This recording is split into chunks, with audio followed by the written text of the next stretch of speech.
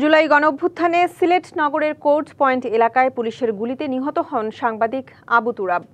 দায়িত্ব পালনের সময় সাংবাদিকের ওপর আইনশৃঙ্খলা বাহিনীর এমন নির্মমতা আজও মেনে নিতে পারেনি সাংবাদিক, সুশীল সমাজের প্রতিনিধি, শহীদের স্বজনরা। এক বছরে বিচারের দীর্ঘসূত্রিতায় বেড়েছে হতাশা। দ্রুততম সময়ে বিচার শেষ করার পাশাপাশি কর্মক্ষেত্রে গণমাধ্যম কর্মীদের নিরাপত্তা নিশ্চিতের দাবি সংশ্লিষ্টদের। ২৪ জুলাইয়ে উত্তাল দিনগুলোতে সিলেটের অলিতে গলিতে ছড়িয়ে পড়ে বিক্ষোভ, প্রতিবাদ, প্রতিরোধে রাজপথে সক্রিয় হয় দল মত নির্বিশেষে আপামর জনতা। ১৯ জুলাই ছিল শুক্রবার। জুমার নামাজের পর সিলেটের কোর্ট পয়েন্টে বিএনপি ও সহযোগী সংগঠনের মিছিল বের হয়। এ সময় পেছন থেকে শুরু হয় পুলিশের গুলি।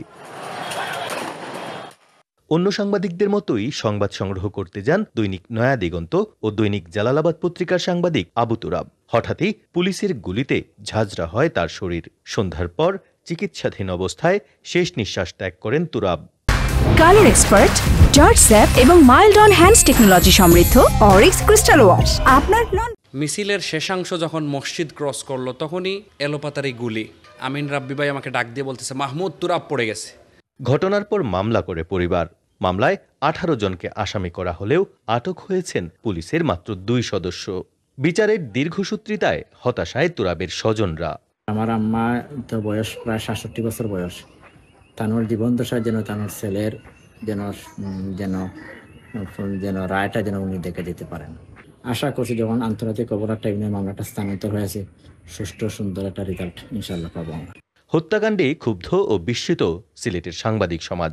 জড়িতদের দৃষ্টান্তমূলক শাস্তির দাবি সবার। এবং বাংলাদেশে তো দ্রুত বিচার ট্রাইব্যুনাল নামে একটা ট্রাইব্যুনাল আছে।